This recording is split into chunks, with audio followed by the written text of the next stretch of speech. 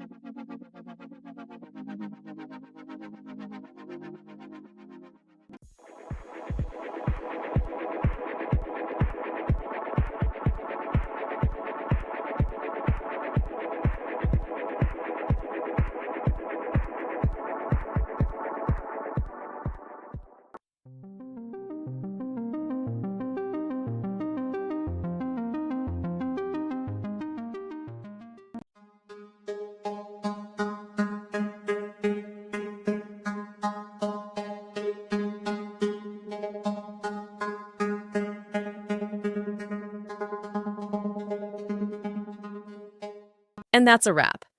I hope you found the answer you were looking for. If you did, take a second to hit that subscribe button. It really helps out. And let me know in the comments which solution worked best for you. See you next time in the debug zone.